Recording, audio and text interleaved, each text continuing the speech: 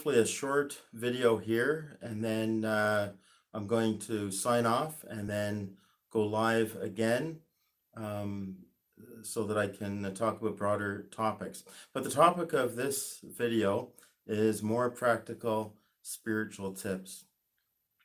Now, I hope that all of the videos that I do are beneficial and are helpful to those who watch them. And going back way back to the beginning when I first started this YouTube channel and did a video called to be an atheist is to be against science. And then I did a follow-up on that one, having engaged with some atheists, because many who call themselves atheists, I would call agnostic. So I did a follow-up video on that. It's very enlightening, some good interaction with viewers. Some of my earlier videos are also about confirmation bias, and particularly confirmation bias for Catholics. And so if you haven't watched those videos, although the quality is not that good, and you'll see maybe I'm not quite as confident as I am now, but the message is still there, and I think they're beneficial. Now, somewhere along the lines, someone asked me directly to do some videos on how to become holy, how to become a saint. So, at that time, there was all of these lockdowns by the various levels of our governments, and they were telling businesses that had to close, and they were saying, well, only essential businesses could open. So I did a video called "This is Essential." So with regards to the spiritual life and our eternal destiny, this is essential. In that video, I said the first step, if you want to become holy, is to commit yourself to the relentless pursuit of the truth. Relentless pursuit of the truth. And so that's very, very important. God has nothing to do with lies. Jesus is the way, the truth, and the life. And if you want to be holy, you cannot be participating in lies. And the first place we have to look is at ourselves, because we all have this capacity for self-deception and or selfish rationalization, sometimes it's called. And so a commitment to rigorous honesty with ourselves, but then also in the world that we're living in, we need to live in reality. We need to live in the truth, right? So so that was that video. Now, as you know, I've done other videos such as the duty. We have a duty to disobey immoral orders, and that's very, very important. It's not like, well, we don't have to obey immoral orders. No, we have a duty to disobey immoral orders. It's not an option. If a legitimate authority in the church or legitimate civil authority tells you to do something that is not in your best interest, that is contrary to the moral law, then you must disobey. And that's those of us who have committed ourselves to God in a very formal way, like myself, becoming a priest, being called and answering the call to be a priest, others in religious communities and whatnot, we like to just keep it simple, right? And say, well, whatever my superior says, then I'll do that. But the Catholic religion, the Catholic faith, is not one where we can check our brain at the door. And although of course there is something we call the grace of state, our superiors are also suffer from the effects of original sin with the wounded nature, and they don't know everything about us, and they can be fallible as well. So if there's something immoral that they're asking us to do, we have a duty to disobey.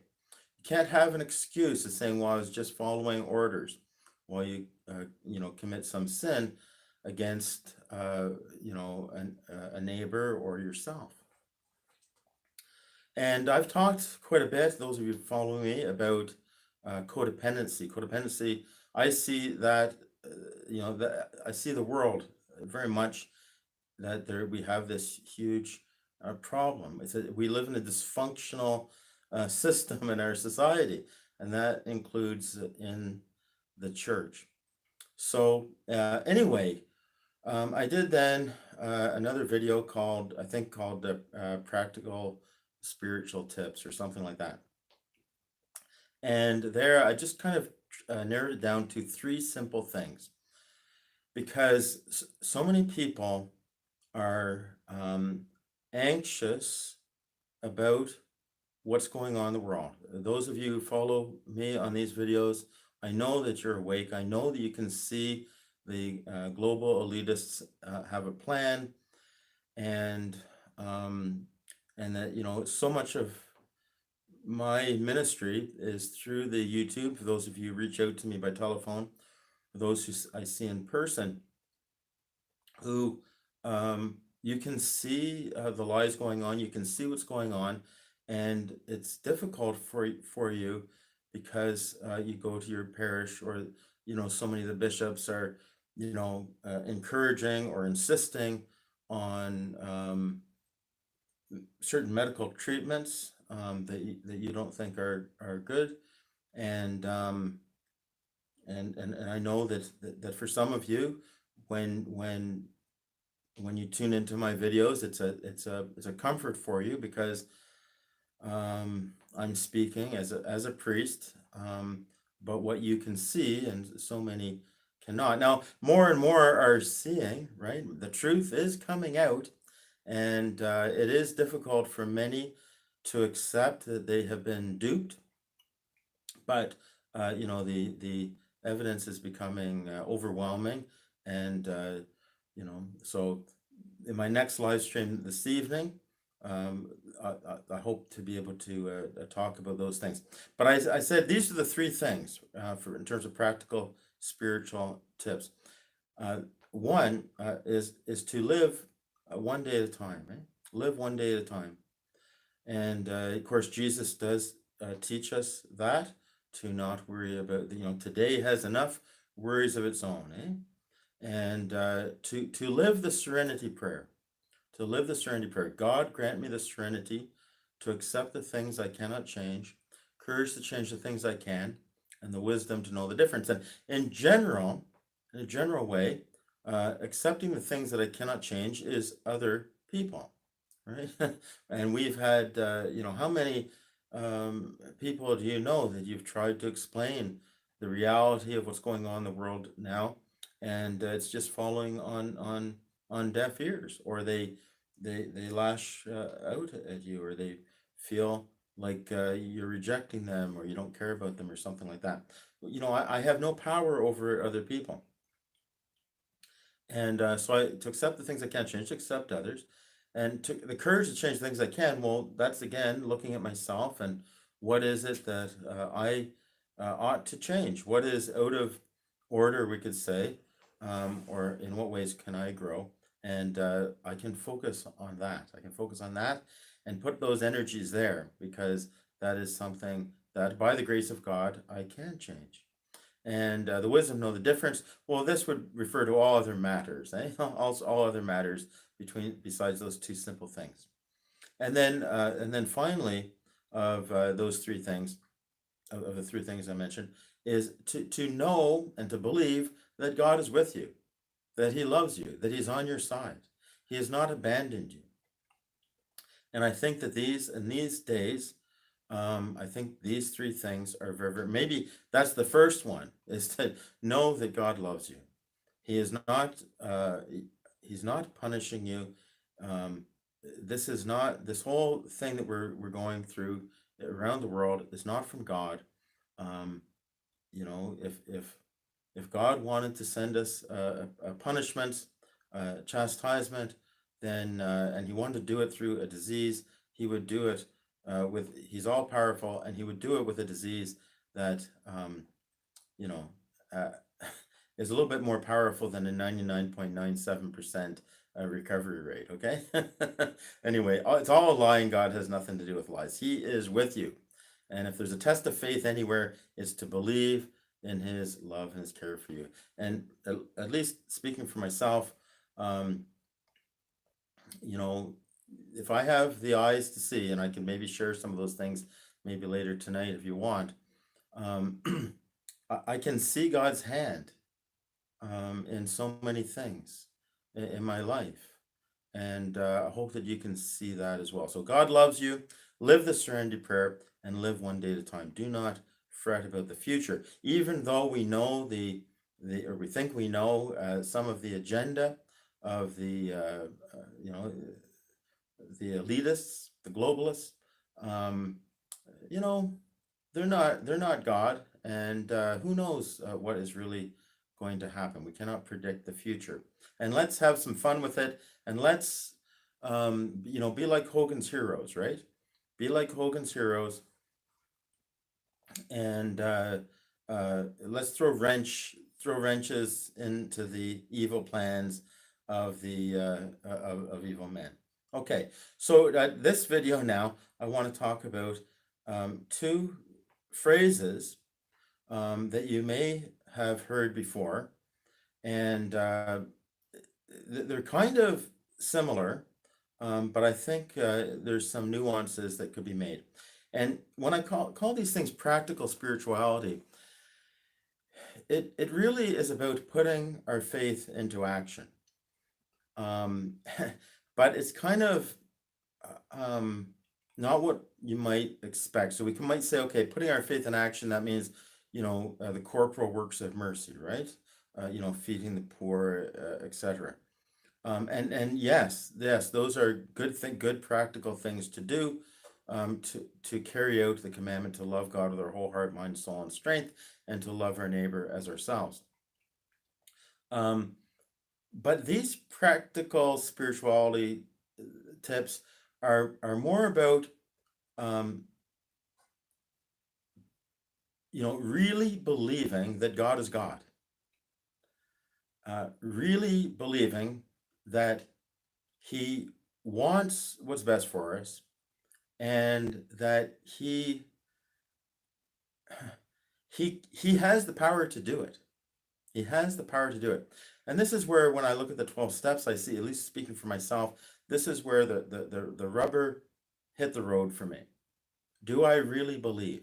Do I really believe?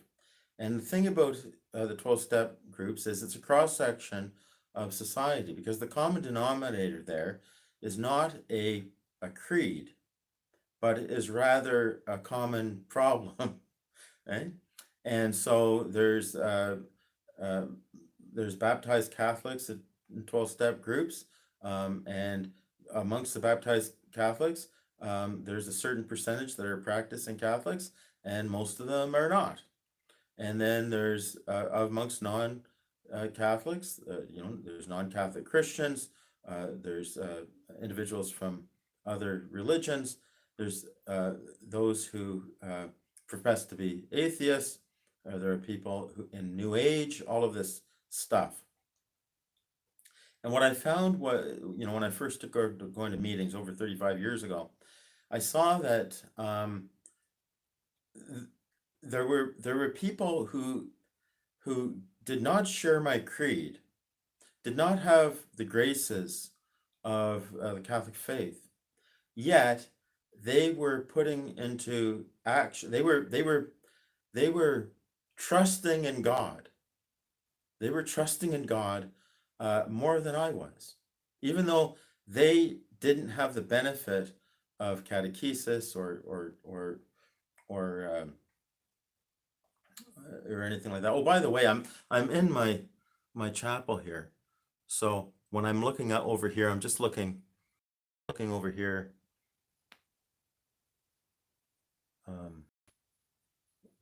When I glance up, because obviously I'm aware of the special place that this is. Um, anyway, um, so there's this saying, there's this image, right, of someone who is at the edge of a cliff and slips off, and somehow or other was able to grab onto a tree root or something, a branch on the way off the cliff. And he looks down and it's way too far, and then he looks up and it's way too far to go up as well. So in desperation he calls out, "Help, help, help, is there anyone there?" And then he hears a voice, and the voice says, "I'm here." "Who are you?" He said, I'm God." He says, "Oh, can you help me?" And then the voice says, "Yes, the first thing you have to do is let go of the branch." And then he says, "Is there anybody else up there?" you know? And so I saw individuals who, but they didn't have that supernatural faith, but they were able to let go and trust that there's something out there, someone, something that is going to help them. Well, how much more ought I be able to do that? How much more ought you be able to do that? Because we profess that we believe in God, and more than just a rational understanding of the created universe and everything like that. We have we have divine revelation, right? So like recently we celebrated Canadian Thanksgiving, and presumably around Canada, around dinner tables, individuals were going around saying what they're thankful for. Well, for you and me, or for most of you are watching, or for myself, it's like, well, the difference is, we know who to thank. I know who to thank, right? And whereas so many others, they're thankful, but they don't necessarily know who to thank. It's more of a vague understanding. Okay, so here's the two phrases that you may or may not have heard. In the Catholic world, amongst practicing Catholics, although not all practicing Catholics have heard this or are familiar with this, we have a phrase and a practice which we say, "Offer it up, offer it up." And in the 12-step recovery, there's a phrase that you may or may not have heard, and that is, "Turn it over, turn it over." They kind of mean the same thing. It's kind of like a Venn diagram. They kind of represent the same thing, but in different ways, they are slightly different, I think, or we can understand them differently. Turn it over, I believe, comes in the 12-step groups. That comes from the third step, which says, and the 12 steps, what that is, it's written in the past tense, and it's written in the plural, like we admitted. The first step, we admitted we were powerless over alcohol, or we admitted we were powerless over whatever, and their lives had become unmanageable. So it's in the plural, and it's in the past tense. And the reason is that the way that the 12 steps came about is that one of the co-founders of Alcoholics Anonymous, Bill Wilson, Bill W.,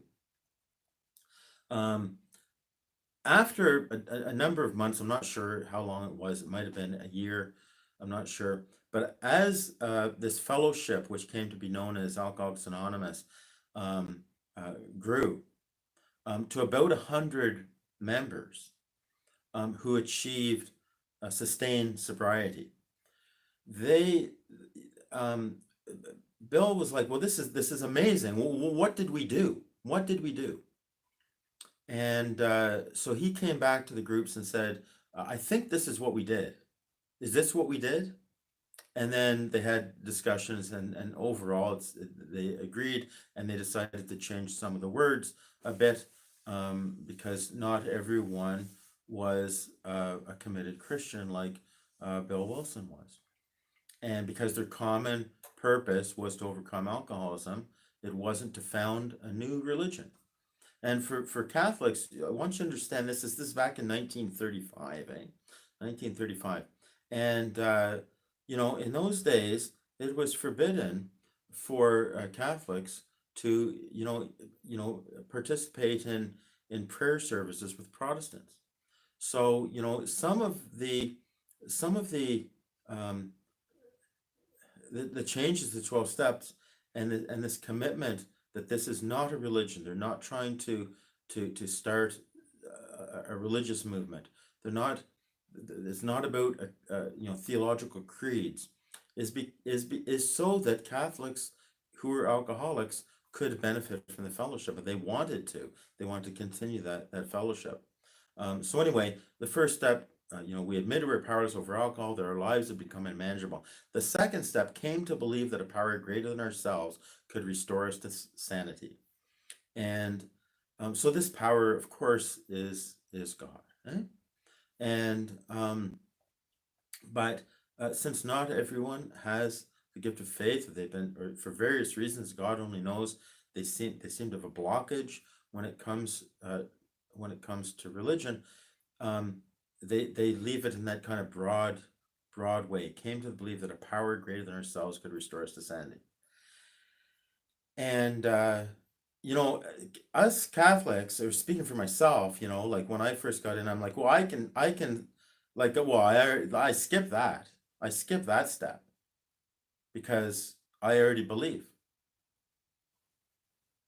But it's the rubber hitting the road. It's the letting go of that branch. It's the really, do I really believe? I believe intellectually. Okay, but what does that mean? It's like the great commandment, right? Jesus, the new commandment I give to you, love one another as I have loved you, right?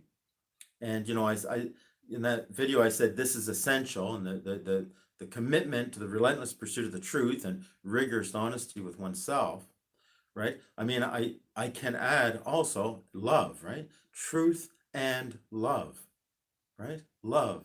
The question is, what does that mean in practical terms? What does it mean to love, the verb to love?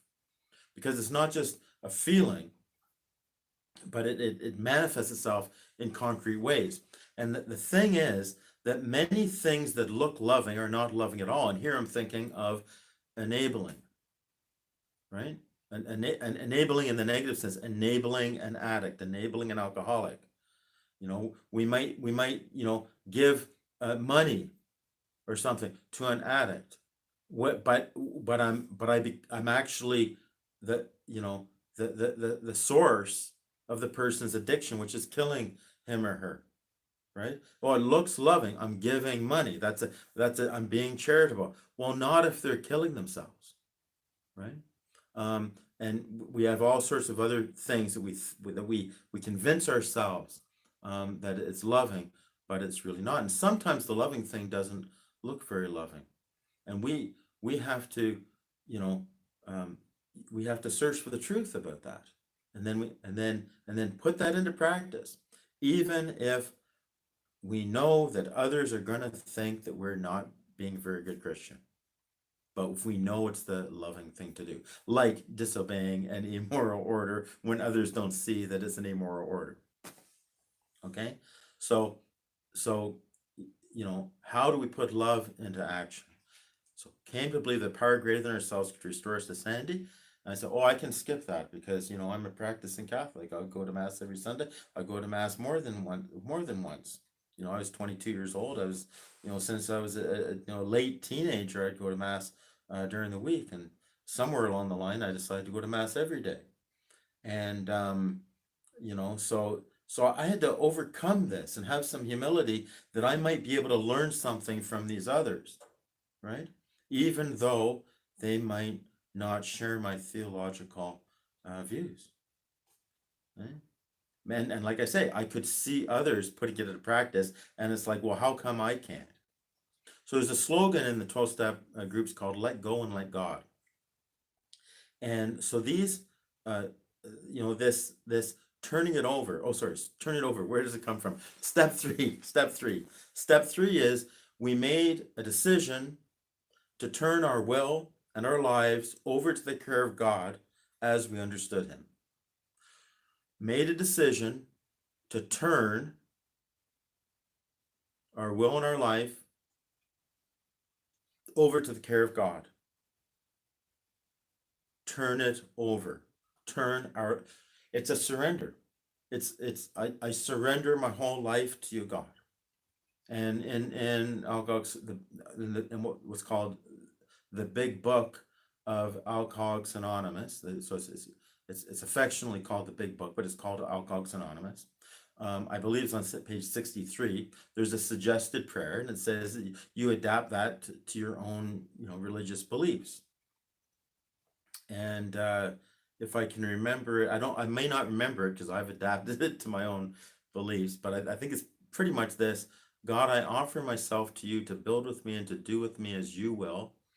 Relieve me of the bondage of self that I may better do your will. Take away my difficulties, the victory over them. May I bear witness to those I would help of your power, your love, and your way of life. May I do your will always. I think that is the third step prayer. But it's that phrase, turn it over. Turn what over? Our life.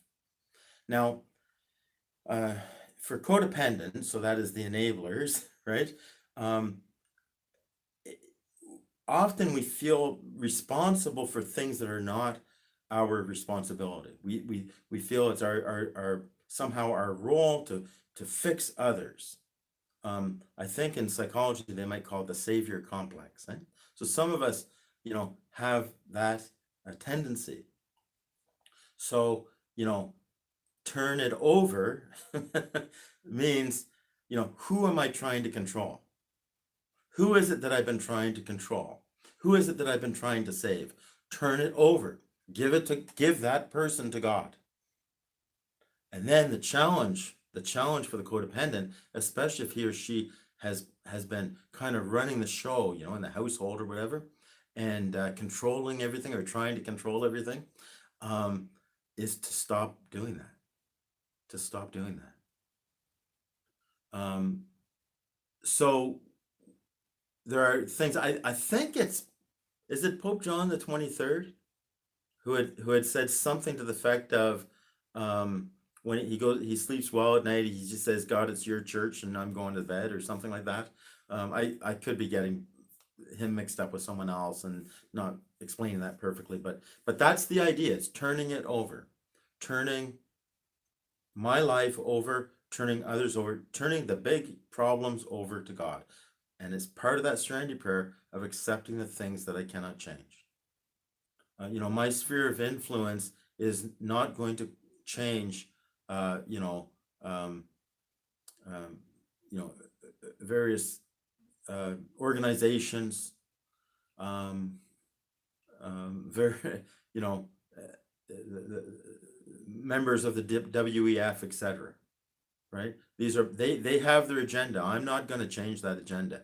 But what can I change? Well, I can throw a wrench in here or there, but and I can not participate, refuse to participate, and by my example, maybe others will also have the wherewithal to not cooperate as well. So this is like, for example, not wearing the outward sign of submission, right?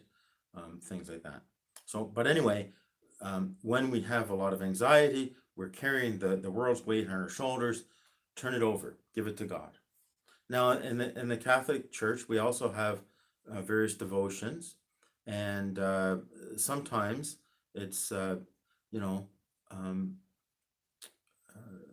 maybe I don't know, easier, or we find it fits with our spirituality to turn it over to Our Lady, right?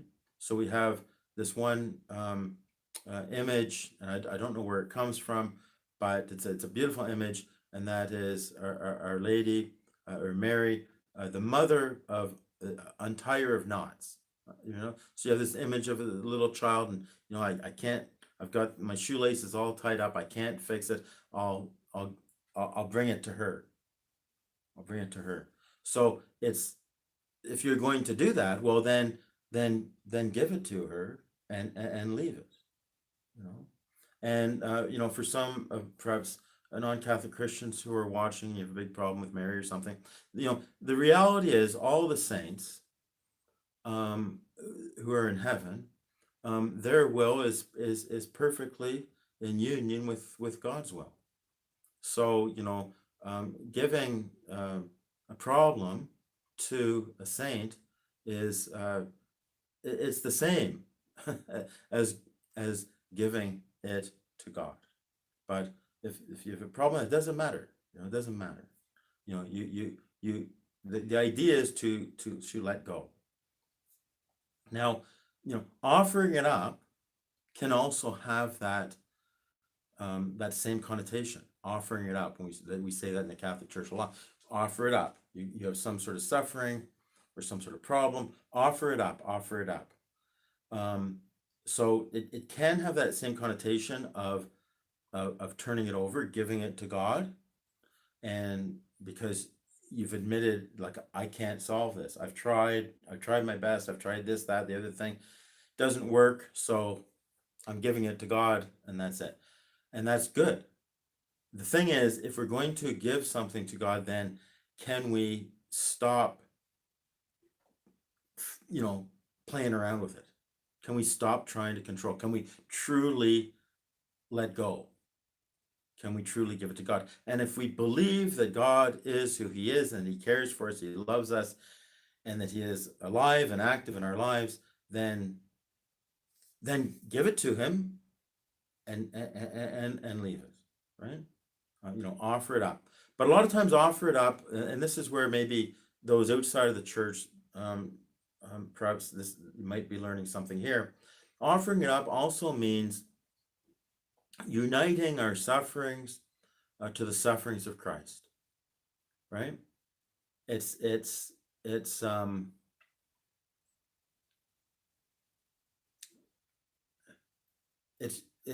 it brings the sufferings of this life. It brings purpose to it.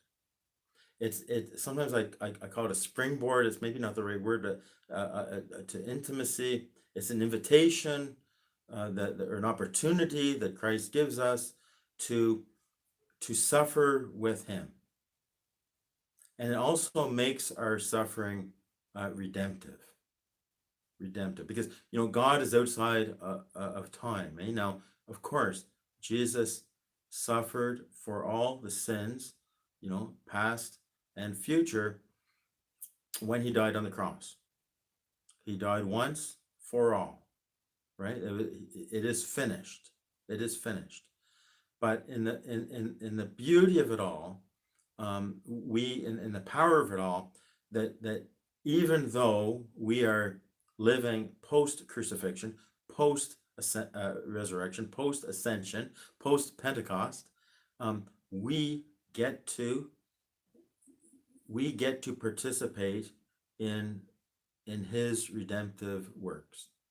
Okay, so offering it up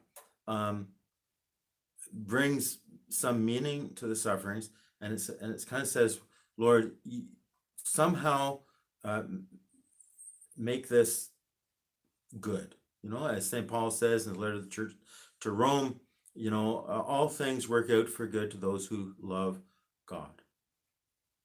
Okay, so or as who is it? Peggy Hall from the Healthy American. She says, you know, when there's perplexing, you know, sufferings or whatever, she says, "Oh, I can't wait to see what good God is going to bring out of this."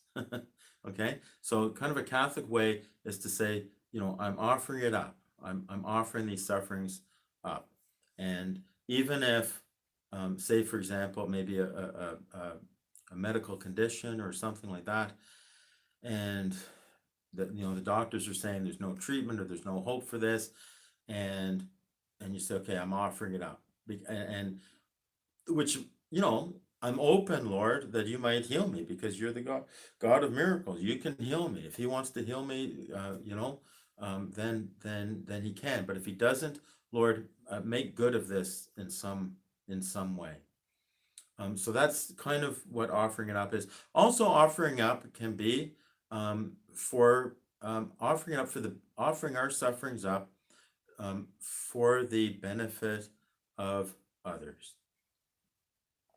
So in the kind of spiritual economy of things, just like my sins affect others, maybe even indirectly, kind of adding to the to the the chaos of the world because of my sins, um, which may not directly affect somebody, but you know, the good that we do and the spiritual good can also benefit others, and especially for Catholics, it would be the souls in purgatory. So you can, for example, you could see garbage on the ground or something like this, and you might say, oh, the people are littering, oh boy, oh, this is terrible, and then but you could say, no, I'm gonna pick that up and I'm gonna dispose of it, and I'm gonna offer it up for the benefit of the souls in purgatory, right? So this is kind of part of what offering it up can mean. But anyway, sometimes when we have the offering it up practice, I think we forget about the turning it over. So I'm saying these are the two new practical spiritual tips for this video, and that is turn it over, whatever problems, whatever is beyond your control, and offer it up, offer it up. And then we have spiritually something very, very powerful. But if you're offering it up and you're turning it over, then do it. Don't kind of take it back, right? And so that's kind of the tip, and it all has to do with letting go and letting God, and it should can have the effect, let's put it like this, to relieve our unnecessary stresses and anxiety, because God is big. He knows what's going on in your particular life, and he knows what's going on in the big picture in the world as well, right? And we can know or try to find out everything that's going on in the world and everything like that, and we can talk about it, say, what this is. And some people are really into private revelations, and so some people think they know what's going to happen because of private revelations, all that stuff. Well, what good does it do you if it just causes you anxiety, right? So you do what you can, you do what is in your own realm and your own proper responsibilities, and you let go of the rest. And you let go of the rest by turning it over to God, and by offering all the sufferings up, uniting them to the sufferings of Christ, and offering your prayers up to God, and then believe that He has heard your prayer, and you let it be. Now, that doesn't mean you can't repeat it over, that prayer over, like I turn so-and-so, I give so-and-so to you, Lord, or to you, Blessed Mother, you please take care of them, whatever. But that's really more for us, right? That's really more for me, that I'm reminding myself that I have given this situation or this problem over to God, and I'm not to try to manipulate or control things, but I'm just going to let it go. So I hope that was helpful. And I see that we're approaching 40 minutes to this video, which is probably way longer than it really had to be. I'd like to share something with you while I'm here. I'm just gonna, as I show you this. So this is the altar that I offer the Holy Sacrifice of the Mass on. And this was an unfinished basement. and a dear friend of mine came and framed the basement for me, and put the walls where I asked him to put and everything. And the so in the middle there, I in the framing, I asked him to leave a hole there, pretty much in the center, and it's pretty close. I mean, it might be off, an eighth of an inch or a quarter of an inch or something, but it's pretty much dead center. And the hole was about, I'm going to say it's about 9 or 10 inches wide and about 17 inches tall. Kind of, well, you see kind of the middle rectangle there that the crucifix is in, that middle kind of frame. And that's basically the hole for the tabernacle.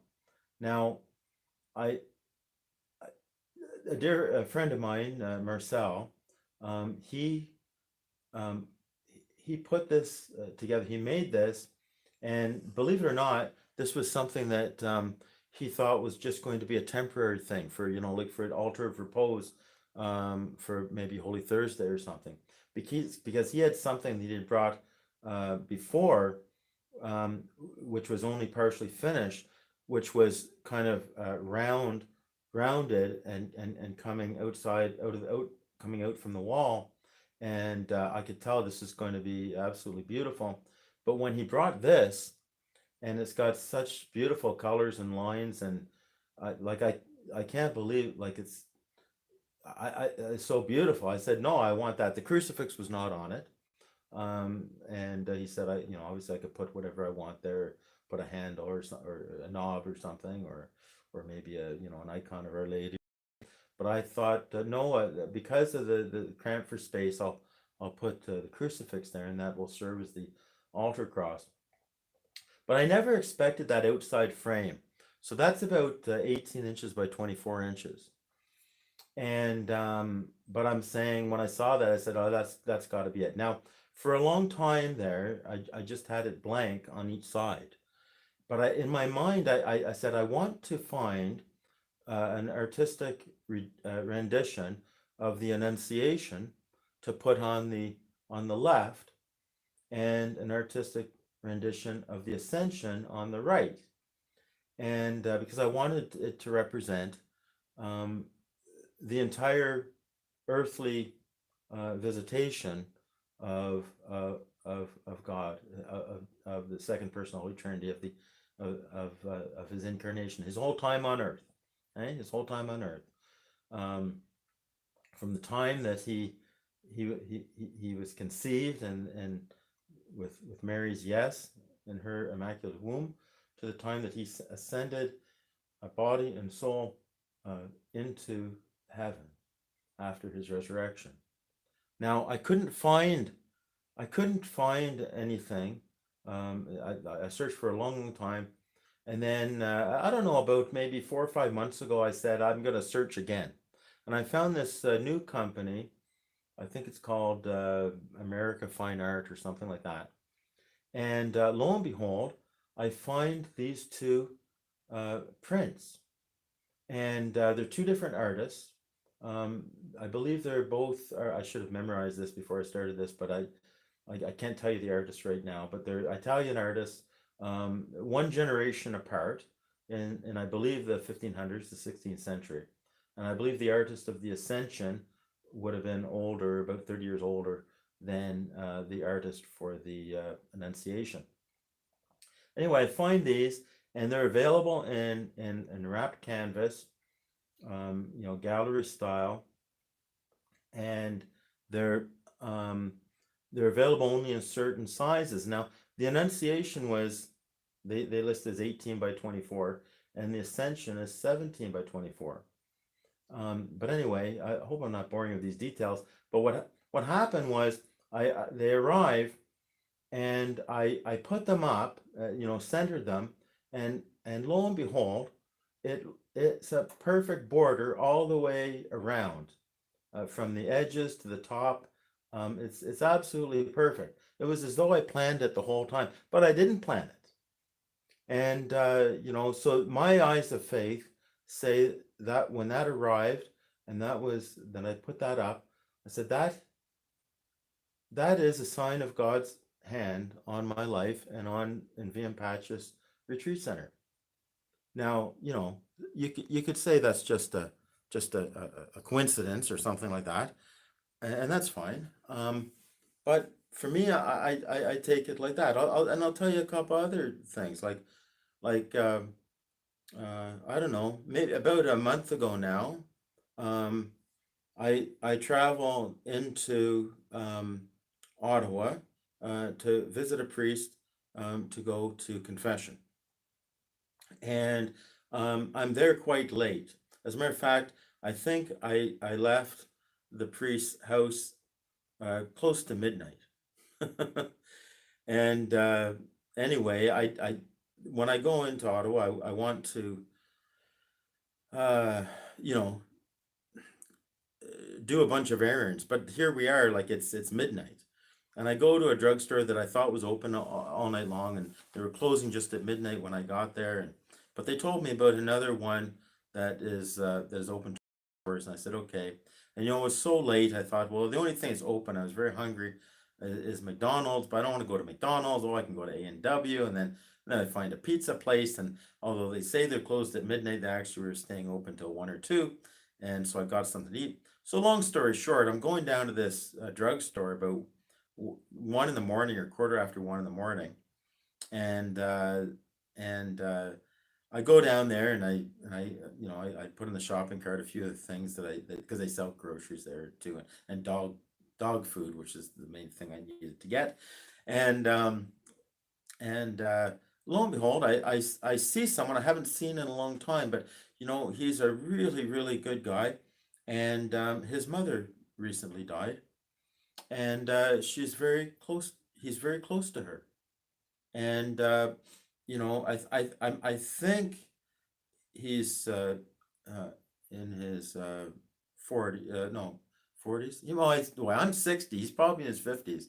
But we're so like I feel so young, and he's like a young, however old he is, and and really good guy, really likable guy. So I see him and I call out his name, and and and he was there because it's part of kind of his grieving process in a way, because when he was taking care of his mom at home in her last months or perhaps years, he often would go to that all night drugstore to get things for his mom, and he knew the staff there, and there's a guy who plays the guitar outside, and I met him on the way in, and I know that meant a lot for I know that meant a lot for him to see me. He actually phoned me while he was in the hospital with his mom, and his mom was it turned out it was her last days, the last hours, and he was exhausted because he's there 24 hours a day trying to and he can't really sleep and all this, and so he wanted me to speak to his mom and to offer her some spiritual guidance and to say some prayers, which I did over the phone. And that was right at the end of the truckers' convoy. And I remember when I was driving down there, I remember exactly what it was. What it was. And so, again, you think, what are the odds that I would go to this particular drugstore at, um, 1:30 in the morning, and that this fellow would be there? And I know that meant a lot to him. And to me, that was such an affirmation of my priesthood. And I hope and pray, and I believe it was a reminder to this man that God is with him. God is with him. And then the same thing happened just a couple nights ago, or a few nights ago, Wednesday night, I guess Thursday morning. And all sorts of things were happening. I ended up stopping at this particular gas station. Well, I was stopping in to a donut shop, but that was not. It was closed for some reason. It was usually open 24 hours. It was closed. I know why, because they can't get the staff. That's the problem. So, but anyway, so I go into the gas station kind of corner store. Again, it's like, I don't know what time, 1 in the morning or something. And, I just need to make sure that I have enough munchies to get home and not fall asleep, you know? And anyhow, um, and so I get in my truck and I start it up and I'm about to go, and this other truck pulls in and he's got his window open. So I'm like, oh, he must need something, whoever this person is. And clean cut guy, and he says, "Are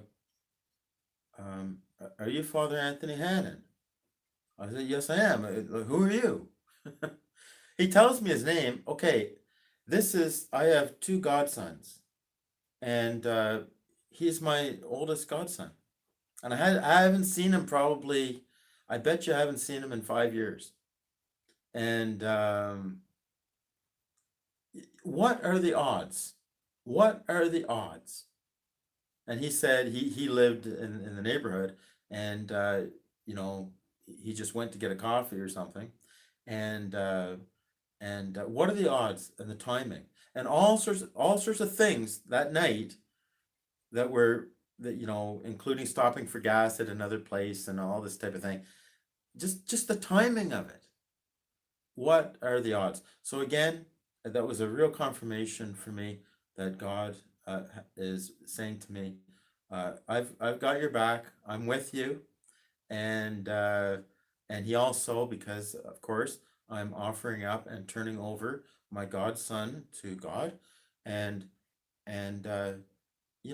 that was a nice reassurance to know that he's doing okay. And we shared our contact information because we had lost our contact information. And he also then shared with me later his Twitter page. And his Twitter page, so I went to it, and he has these, he's doing these drawings and prayers, Catholic art, simple Catholic art or something. And he's got drawings of angels and saints, and the writing out, I think, the Lord's Prayer and a few other prayers. And so anyway, okay, 52, 53 minutes in. I just want to say again, live one day at a time, live the serenity prayer, accept the things you cannot change.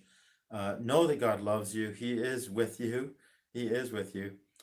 Commit yourself to the relentless pursuit of the truth, and which includes, asking, how is it that I am to love? And turn over those things that are beyond your control, and offer up all your sufferings to God. Hope that was helpful.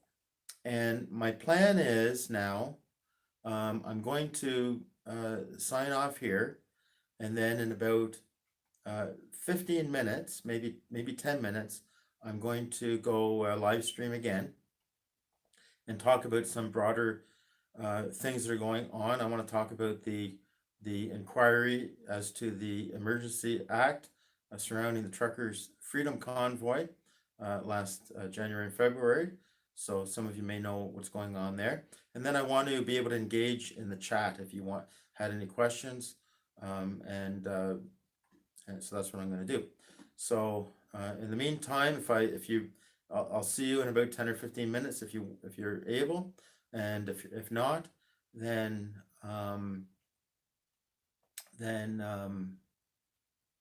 I'll see you next time. And I'll just turn this around. Maybe I'll stand up. The Lord be with you. May Almighty God bless each and every one of you, in the name of the Father, and of the Son, and of the Holy Spirit. Go in peace, live in the truth, live free.